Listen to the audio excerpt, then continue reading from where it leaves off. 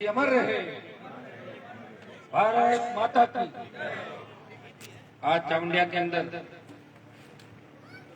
शहीद जगदीश सिंह जी की मूर्ति अनाउंस समारोह में हमारे बीच उपस्थित कार्यक्रम के मुख्य अतिथि पूर्व सैनिक कल्याण मंत्री प्रेम सिंह जी बाजौर साहब, मकराना के विधायक रूपाराम जी मुरावजा साहब, मेजर जनरल राजेंद्र सिंह जी साहब, ब्रिगेडियर जितेंद्र सिंह जी साहब, नारायण सिंह जी एनजी साहब, पूर्व विधायक और प्रधान मंत्री श्री राम जी पीतर साहब, सोहन सिंह जी चामुंडिया, मेघराज सिंह जी, कर्नल भागीरथ सिंह जी,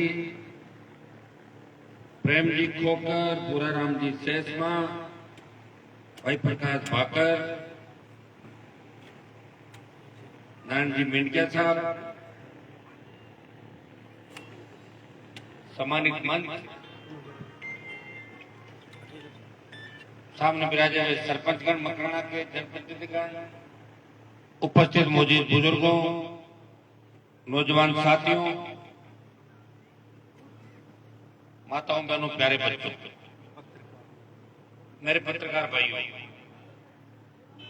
मैं शहीद परिवार को धन्यवाद दूंगा कि आपने मुझे इस कार्यक्रम के अंदर आमंत्रित किया और प्रेम सिंह जी बाजौर को विशेष रूप से धन्यवाद कि मैं इनसे बात कर रहा था अभी। ये भी जमीन से उठ के संघर्ष करके यहां तक पहुंचे, आम आदमी की पीड़ा समझते हैं और मारवाड़ और शेखावाटी के शहीदों ने हमेशा सादत देके भारत माता का मान सम्मान हमेशा बचाया। मैं इनको पूछ रहा था, इन्होंने कहा कि 2.5 से 3 लाख रुपए मूर्ति के अंदर मेरी तरफ से जो बनती है मेटेरियल उसमें खर्चा आता है। मैंने 400 के करीब अभी 400 बताया 450 के करीब अभी लगा दी। मैं इनको धन्यवाद दूंगा इस बात के लिए। और ये इतिहास हमेशा भामाशाह को इसे याद करता है। उस समय भामाशाह ने जब मुगलों से मेवाड़ लड़ रहा था तो धन की कमी थी और भामाशाह ने धन की कमी नहीं आने दी, इसलिए भामाशाह को याद किया जाता है। प्रेम सिंह जी को राजस्थान का हर शहीद परिवार याद करता है, गांव के अंदर लोग याद करते हैं, चाहे वो किसी भी जाति का शहीद हो। वो ये बात जरूर करता है, हमारे पास भी कई लोग आते हैं, लोग कहते हैं साहब आप शहीद स्मारक के लिए क्या दोगे, मूर्ति प्रेम सिंह जी बना रहे हैं।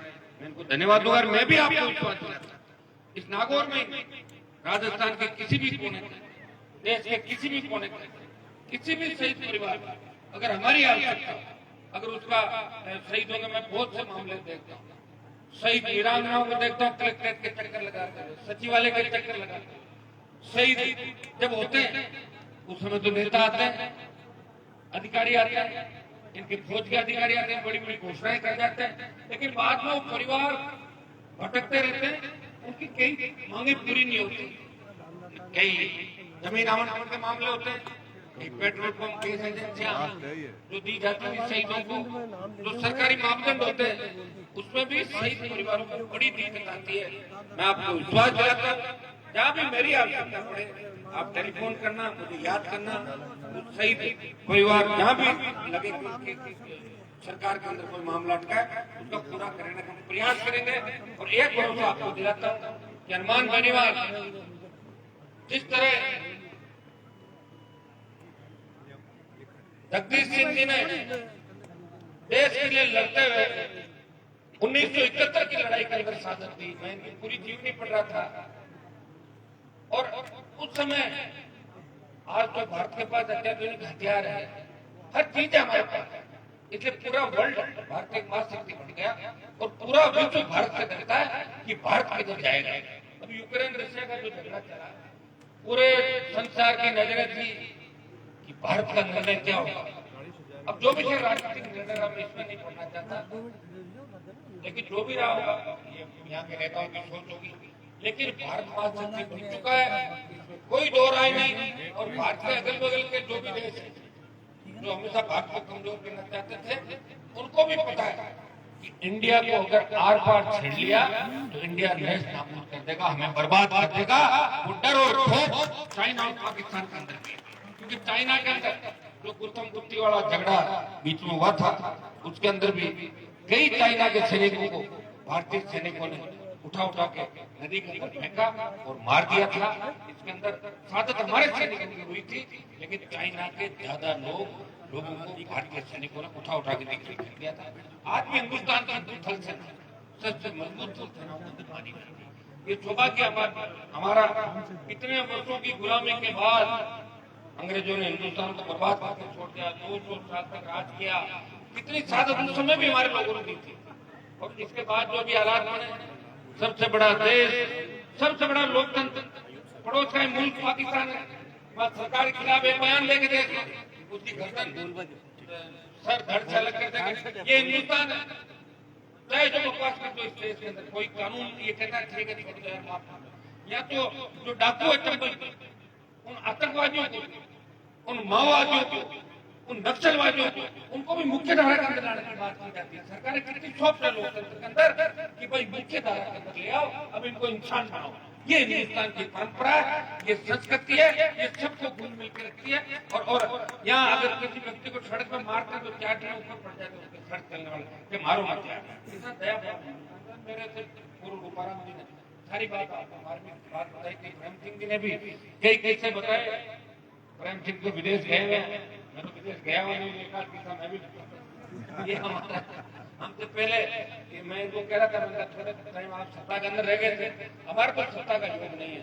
जिस तरह जगदीश सिंह जी ने देश के लिए साबित की, मैं भी शहीद हूँ प्रेम सिंह जी वैसे एक तरीके से राजनीति के अंदर जवान किसानों के लड़ते हुए हमेशा सत्ता को ठोकर मार के सड़क पर रहा हूँ आप लोगों के लिए। और मैं यहाँ कोई राजनीतिक बात नहीं करूंगा। और नेता जहाँ बैठते हैं वहाँ नेताओं की एक आदत मैंने देखी है, छोटी मोटी राजनीतिक बात की इतना रहते नहीं, लेकिन मैं आज नहीं करूँगा। मैं आपको कहता हूँ कि आज कोई पॉलिटिकल बात नहीं करूंगा। मैं इतना ही चाहता हूँ किसी की भी सरकार रहे, कोई भी रहे, लेकिन देश भक्ति और देश हम सबके लिए, अगर देश सुरक्षित रहेगा हम सुरक्षित रहेंगे, और देश अगर सुरक्षित रहेगा। अगर मैं देखता हूँ कश्मीर के अंदर और दूसरी जगह कई जगह मैंने देखा कि आतंकवादी मारे जाते हैं, तो उनके लिए लोकसभा के अंदर लोग हल्ला करते हैं। मैं कह रहा हूँ अगर आतंकवादियों का फर्जी एनकाउंटर भी कर दे, उठा के ले जाके गोली मार दे, तो क्या गुनाह इसमें नहीं होना चाहिए? मारने की कुछ छूट भी मिलनी चाहिए देश के अंदर। फालतू के लोगों को आप रोटी खा रहे हो, लाला के जड़ों के अंदर थूक रहे हो, उनको कोई आवश्यकता नहीं। जो देश और समाज के लिए खतरा हो, ऐसे लोगों की ट्रायल कराने की आवश्यकता नहीं होनी चाहिए। तो ये मेरी पार्टी का एजेंडा हो सकता है, मेरी कोई, लेकिन मेरा मत है कि ऐसे लोगों को ढूंढने से कोई फायदा नहीं। ऐसे लोगों को समय पे मारना चाहिए ताकि दूसरे लोग जन्म ले बेचारे जाके। ये मेरा फंडा है। मैं ये बात हमेशा कहता हूँ कि जो समाज कंटक हो, देश के विरोधी हो, और जो अलगाववाद की बात करते हो, जो आतंकवाद की बात करते हो, देश को तोड़ने की बात करते हो, उनके लिए ये राष्ट्रीय सुरक्षा कानून नहीं होनी चाहिए, उनको सीधा मारना चाहिए। ये होना चाहिए, तभी भारत बचेगा आने वाले समय के अंदर।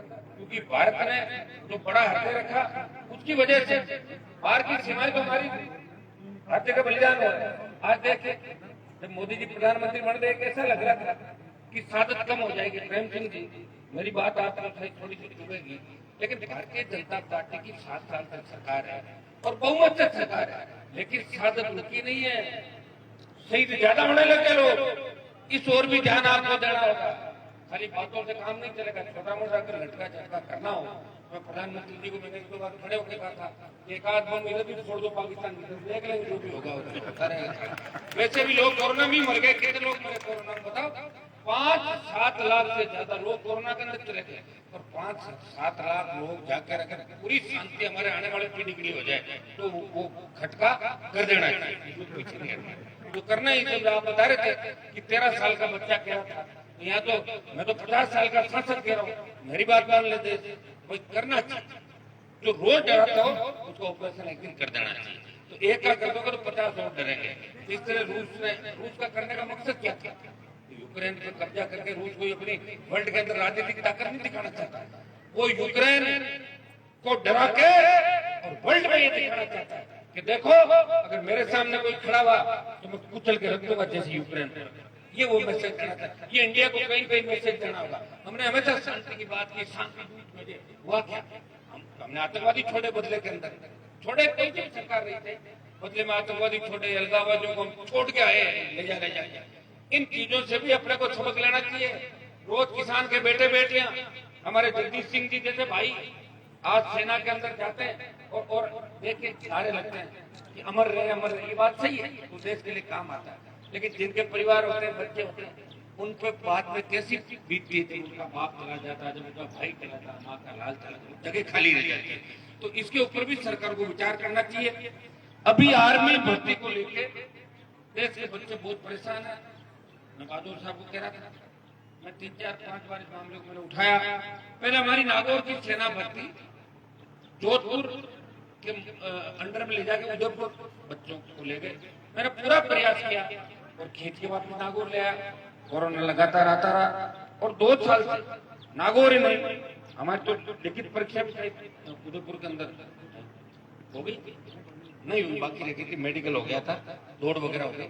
मैं आपको विश्वास है कि पूरे देश में अभी नौजवानों के अंदर एक बात चल रही है कि जब सारी भर्तियां हो रही है स्टेट के अंदर, देश के अंदर, तो आर्मी रैली क्यों नहीं हो रही है?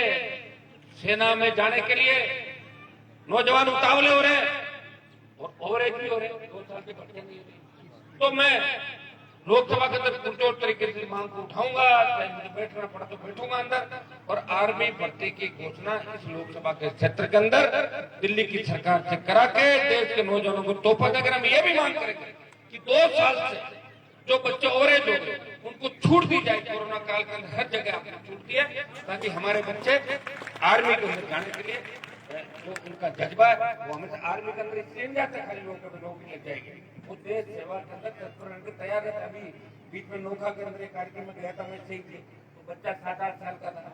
मैंने पूछा आप क्या पढ़ोगे? यार मैं मेरे पापा की तरह पढ़ूंगा, सेना में जाऊंगा। जज्बा होता है तो परिवार के संस्कार होते हैं। मैं तो एक चीज ये भी मानता हूँ कि जिसके संस्कार अच्छे होते हैं और जिसके माँ बाप अच्छे होते हैं, वो कितने ही बड़े पद पर चला जाए वो लोगों की सेवा करते हैं। और बेईमान चोर निकम्मों के बच्चे चाहे कलेक्टर, एसपी, चाहे जितने जनरल कर्नल बन जाए, उनकी सोच वही निकम्मी और निकृष्ट सोच रहती है। तो संस्कार बहुत जरूरी है।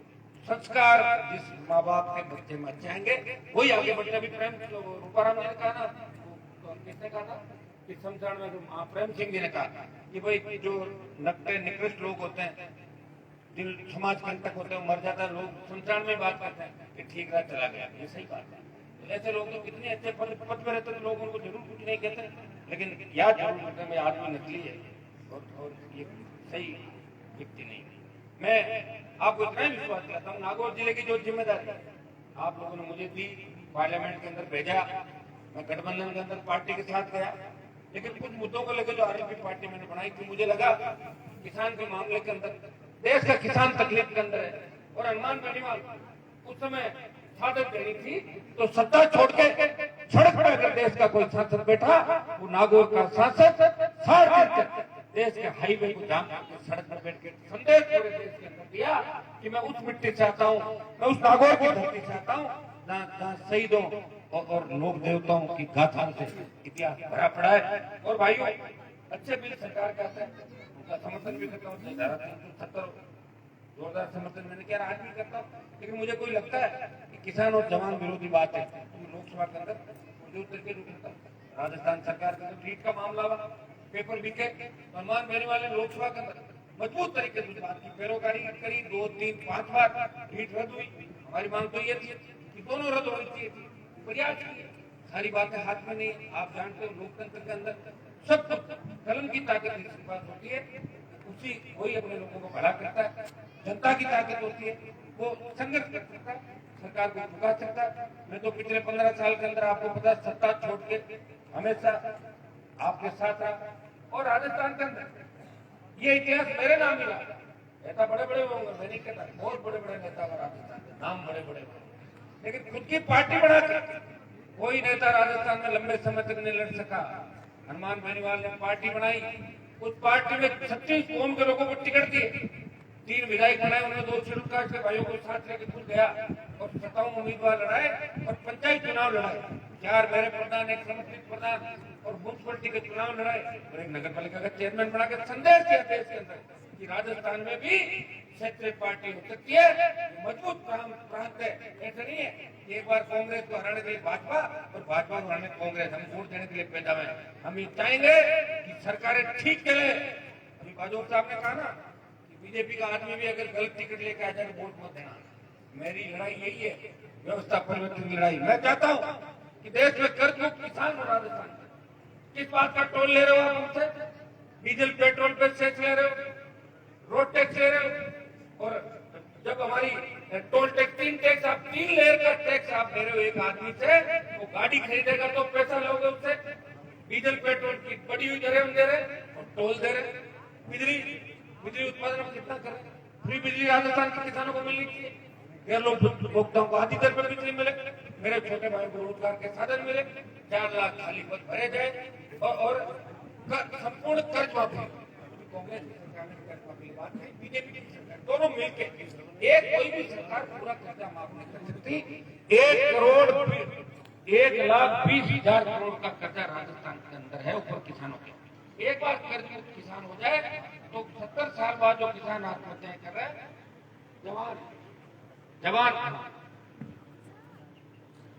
जवान आत्महत्या कर रहा है बेरोजगारी से तंग आके, वो सब कैसे ठीक हो व्यवस्था? इसलिए हनुमान बेनीवाल व्यवस्था परिवर्तन की लड़ाई लड़ रहा है।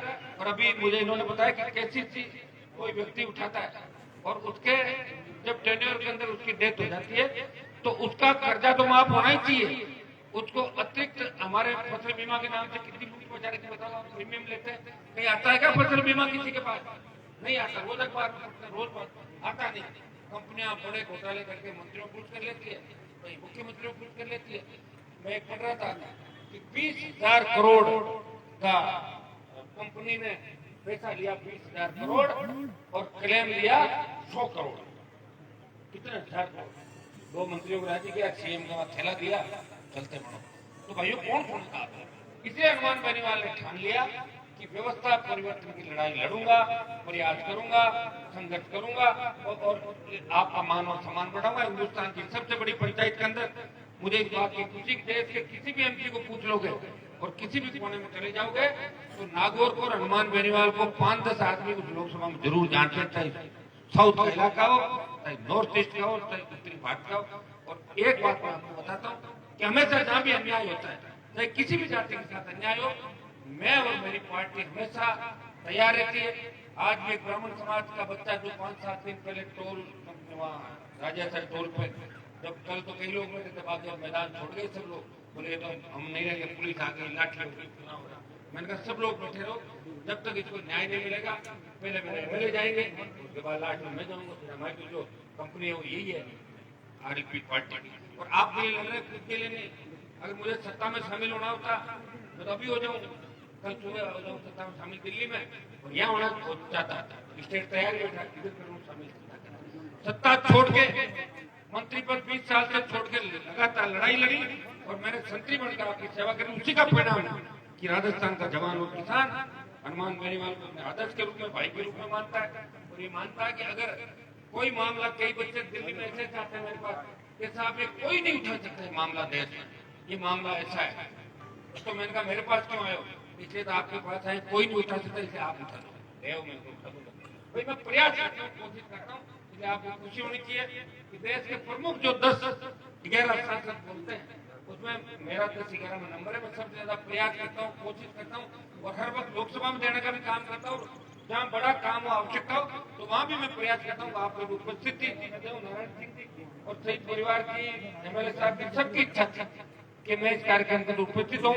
और मैं शहीदों के कार्यक्रम में, प्रेम सिंह दिनम लाडनू में भी 2 कार्यक्रमों के अंदर से हमेशा मैं प्रयास करता हूँ शहीद के कार्यक्रम के अंदर जाऊं, क्योंकि शहीद यही मेरे रोल मॉडल के रूप में, मैं शहीदों की जयकारा करता हूँ। शहीद ही मुझे अच्छे लगते हैं जो शहादत देते हैं। इसलिए हनुमान बेनीवाल के ऑफिस के अंदर किसी पॉलिटिकल नेता की कोई तस्वीर नहीं मिलेगी आपको। शहीदों की हर नेता की मिलेगी, बीजेपी वालों को बीजेपी की मिलेगी, कांग्रेस वालों को कांग्रेस की, लेकिन मेरे यहाँ तो शहीदों की मिलेगी, लोक देवताओं को मिलेगी। मैं इस धरती से आता हूँ, जमीन से आता हूँ, यहाँ लोक देवता चाहे तेजाजी महाराज थे, चाहे भक्त शिरोमणि मीराबाई थी, रानाबाई थे, चाहे रामदास पीर हमारे मारवाड़ थे, सब लोग गाय की रक्षा की अपने प्राण न्यौछावर किए, 1000 साल पहले लड़ाई। और धर्म के मामले के अंदर हमारे लोग आगे आए। नागौर विकास के मामले में पीछे रह गया, ये सबसे बड़ा कारण यहाँ के नेता था, धोखा दिया आपको। इंदिरा गांधी ने का सिंचाई का पानी 60 साल पहले नागौर की धरती पर आ जाता। हमारे यहाँ के किसान के बेटे बेटे जर्मनी इंग्लैंड अमेरिका के अंदर पढ़ते, लेकिन धोखा दिया, उसका परिणाम ये रहा कि आज पीने के पानी के लिए आप कह रहे हो, पीने का पानी नहीं है। मुझे धन्यवाद दो, संघर्ष करके पीने का पानी गांव गांव और ढाणी ढाणी लाने के लिए चाहे विधानसभा में रहा, 3 बार विधानसभा और लोकसभा के अंदर भी इस नागौर को आगे लाने का प्रयास कर रहा हूँ। 3 केंद्रीय विद्यालय, एक अभी केंद्रीय विद्यालय नागौर के अंदर है, 3 केंद्रीय विद्यालय जल्दी आपको स्वीकृति हो जाएगी। करीब करीब अंतिम चरण में परबतसर, भीलवाड़ा और तीसरा खींवसर, जैसे ही 3 हो जाएंगे उसके बाद और प्रयास करेंगे। मकराना क्षेत्र विकास के मामले में बहुत पिछड़ा हुआ है। वैसे तो राज्य में हमारी सरकार ने जाति साहब किए, लेकिन छोटा मोटा कागज मेरा भी जाता है तो सरकार की धड़कने बढ़ जाती, छोटा मोटा कर दो, क्या पता ये वापस आ जाएगा, कल करेगा। ये कुछ काम मेरे छोटे मोटे हो जाते हैं। मैं मकराना की रोड रूपाराम को बता रहा था कि कुछ एक बड़ी सड़क जो टूटी हुई है रेगाना की तरफ जो जाती है, इसका पैसा कम मिला है, 12, 13, 15 करोड़। हम कोशिश करेंगे इसका पूरा पैसा मिले। और कोई स्टेट हाईवे और MDR अगर एमएलए हो, आप मुझे लिख के दे देना, क्योंकि अभी हमें एमपीओ को ये कहा है कि 50% सांसद की स्वीकृति से और अपना जो 50% दिल्ली सरकार के जो 100 उसको अपना पेमेंट कर लेंगे। आप जो मकराना की तो 1-2 रोड मुझे बता दो जिसको अच्छी रोड बनाना, 20-30 किलोमीटर सड़क। आप दोनों बैठे हैं, MLA साहब, ex-MLA साहब और आपके और ex-MLA साहब, तीनों बैठे हैं। आप तीनों मुझे बता देना मकराना की ये सड़क है 30 से 40 किलोमीटर, या ये पुलिया बनाना मुझे बता देना, वो दिल्ली से आपका सौगात लेके आ जाऊंगा। ये विश्वास आपको दिलाता हूँ, हम सब साथ रहेंगे। हमें जहाँ देश की बात हो सबको एक साथ चलना है। देखिए लोग कई तरह के आरोप प्रत्यारोप में लगा रहते हैं। कई लोग जातिवादी नेता कहते थे, प्रेम सिंह जी को कम कहते हैं, मुझे लोग ज्यादा कहते थे, हनुमान जी जातिवाद करते हैं। मैं ये कहता हूँ जब आप फार्म नौकरी के लाते हो उसमें जाति नहीं बढ़ते, हमला ही के जातिवाद।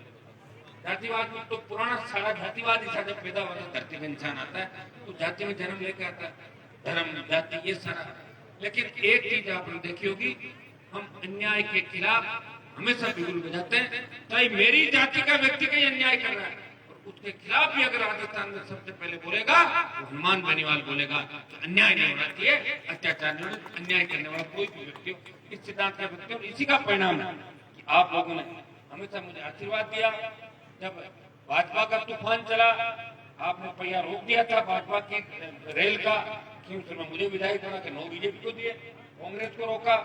फिर राजस्थान के गठबंधन में एक आ रही तो इस भाजपा, हाँ भाजपा के लोगों ने मेरा खूब साथ दिया, लेकिन मैंने भी भाजपा के 12-15 जो वेंटिलेटर पे थे ना, तो यूं कर उनको मैं भी लेके गया दिल्ली। आप भी मत सोचना हनुमान बेनीवाल अकेला ही वोट लिया, वेंटिलेटर से कई लोगों को निकाल कर दिल्ली लेके गया था। गठबंधन था, गठबंधन में, लेकिन मैं ऐसा व्यक्ति कि मेरी जो भी एमपी की ताकत होती है, आप एमपी लीडर देख लें, मेरा जो भी निकला आपको लगेगा हनुमान बेनीवाल सोच समझ के काम करता है। मेरी जितनी भी कमेटियां बढ़ती है सांसद की, उसमें 80% लोग भारतीय जनता पार्टी के जो मेरे साथ चुनाव में उन्हीं की नियुक्तियां मैं कराता, ताकि उनको ये नहीं लगे, क्योंकि 24 तक तो आपका पट्टा है पूरा गठबंधन में बैठता है, 24 तक तो आपकी पूरी तरह। मैं अभी प्रेम सिंह जी ये भी कह रहा था कि नारायण जी हमारे साथ कुछ जमाने में थे तो बीजेपी का झंडा लेके बहुत कम लोग गाँव में जाते थे, लेकिन अब ये सब किस्मत की बातें होती है पॉलिटिक्स के अंदर। और मैं भी टिकट अगर करता रहता तो मैं टिकटों के चक्कर में पड़ जाए, इसलिए टिकट फाड़ के फेंकी और मैं राजस्थान के नेता बन के पार्टी भी बना ली, 3 विधायक भी बना लिए और 57 उम्मीदवार लड़ाए, 49 जगह राजस्थान के कोने कोने में घूमा। और मैं आपको विश्वास दिलाता कि 2023 के अंदर राजस्थान की सरकार बनाने के अंदर इस नागौर के जवानों की, राजस्थान के जवानों की बहुत बड़ी महत्वपूर्ण भूमिका होगी। जिस तरह देश के अंदर हालात चल रहे हैं, ये जो मिलाजुली का खेल राजस्थान के अंदर देश में चल रहा है, एक बार ये एक बार ये, लोग इससे तंग आते हैं। लोगों को पता है कि कौन जा रहा है, आने वाला कौन है। लोग कह रहे विकल्प। हनुमान बेनीवाल ने राजस्थान के जवान किसानों को एक विकल्प दिया, नई पार्टी दी, और आरएलपी पार्टी राजस्थान की वो पार्टी बनी जो पहला मान्यता प्राप्त दल है। और चिन्ह भी देखो बोतल का लेके आया, बोतल भी पानी पानी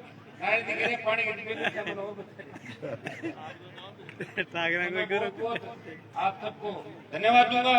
और मैं माताओं बहनों को विशेष रूप से मातृशक्ति को बड़ा धन्यवाद है। सोशल मीडिया की देन है कि कार्यक्रम जब हमारे छोटे से कार्यक्रम होते हैं और विशेषकर शहीदों के कार्यक्रम करते हैं, जब उनकी शहादत होती है तो 50,000 लोग शहादत के अंदर आते हैं।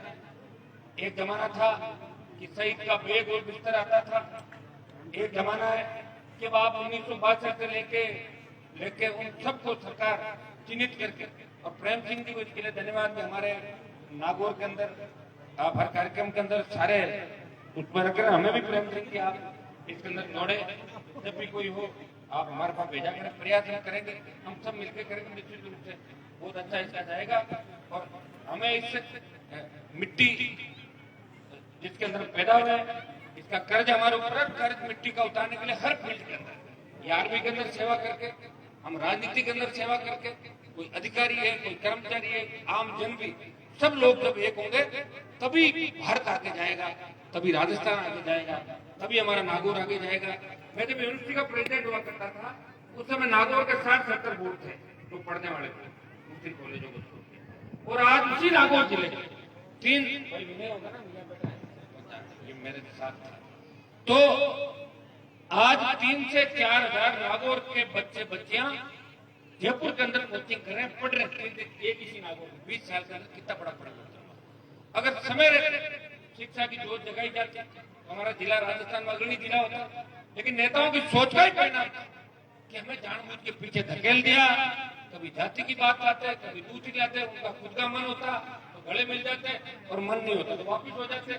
ऐसी बातें कर करके अपना टाइम पास करते रहे, फिर उनका मकसद भी पूरा नहीं हुआ, वो लोग भी सीएम नहीं बन पाए और चले गए। मैं आपको विश्वास दिलाता हूँ कि नए राजस्थान का निर्माण होगा। अभी हमारे नामा का मामला चल रहा है, जो स्पेशल ट्रेन निकल रही ट्रेन, उसमें 2000 से ज्यादा जो नमक की क्यारियां हैं वो नष्ट हो जाएगी। अगर ट्रेन हो जाएगी तो मैं पार्लियामेंट के अंदर 2-3 बार मामले की बात भी करी थी। तो या तो मुआवजा आप इनको 50 लाख से ज्यादा मुआवजा तो क्या मांगते हैं, और या फिर ऐसा कोई रिश्ता निकालो जिससे उद्योग खत्म नहीं हो हमारा। ये बात कर रहा हूँ मैं, प्रयास कर रहा हूँ, निश्चित रूप से इसका निकाल भी करेंगे।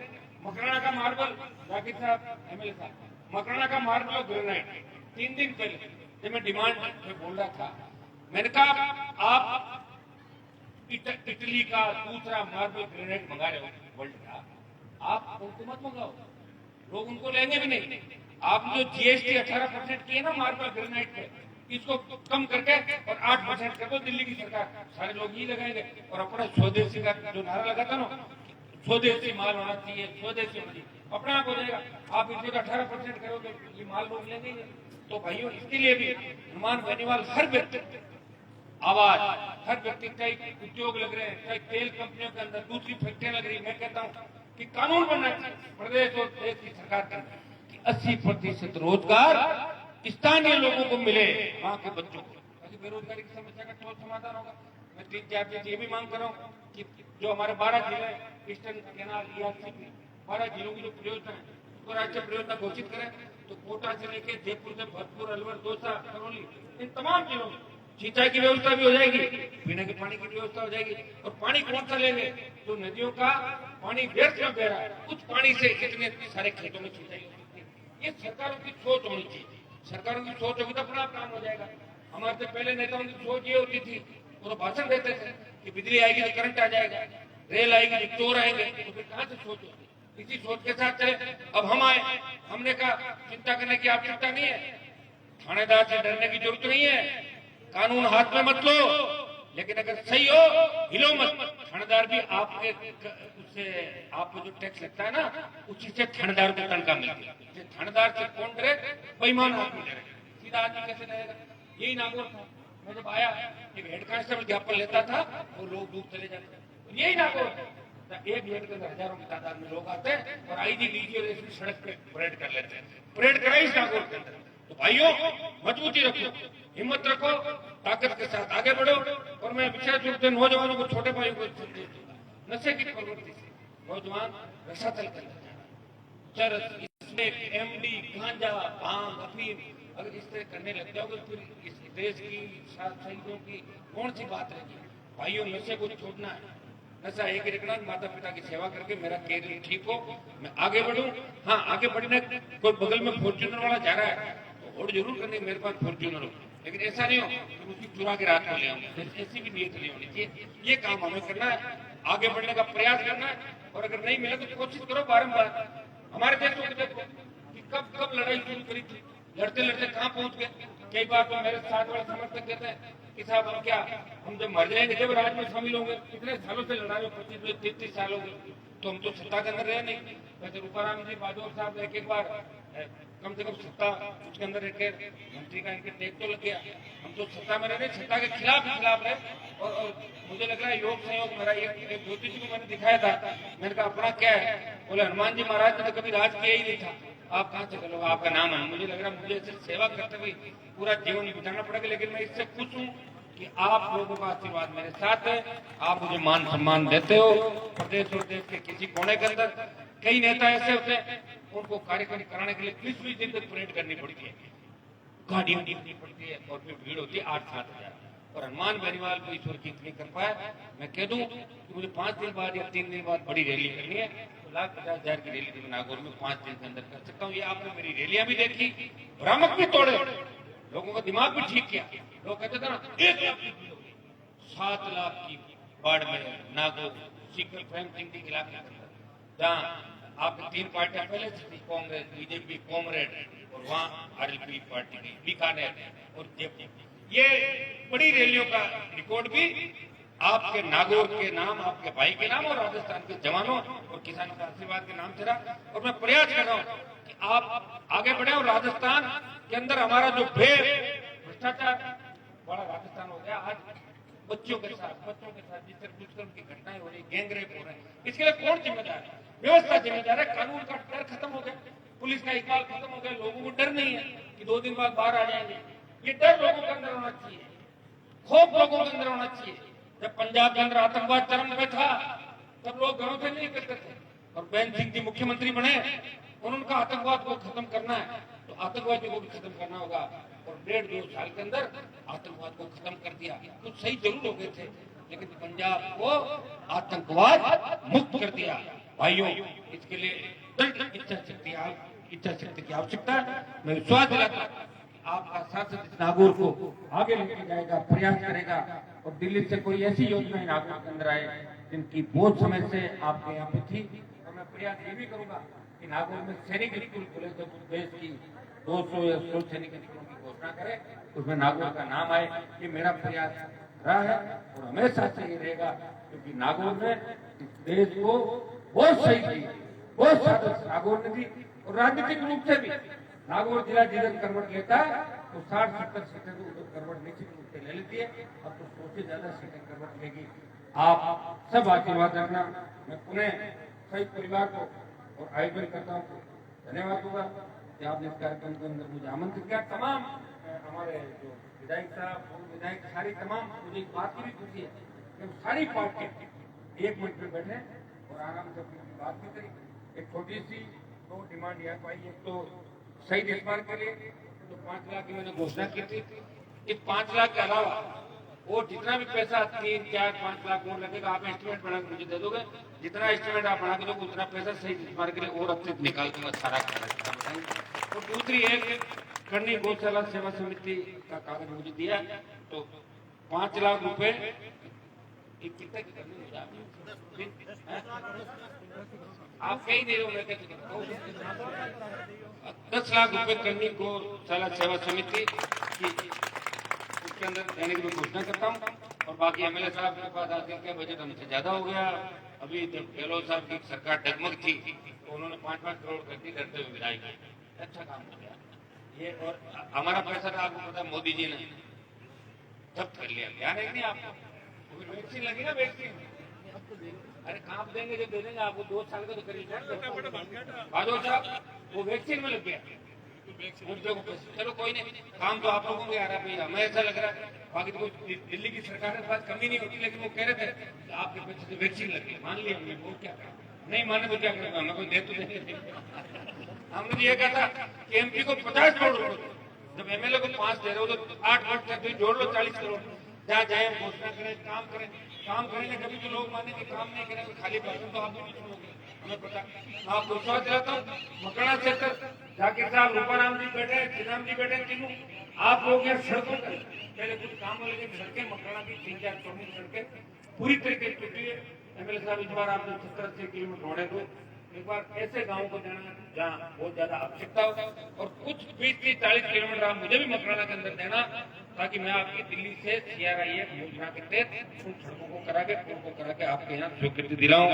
बहुत बहुत आपको धन्यवाद। जय हिंद।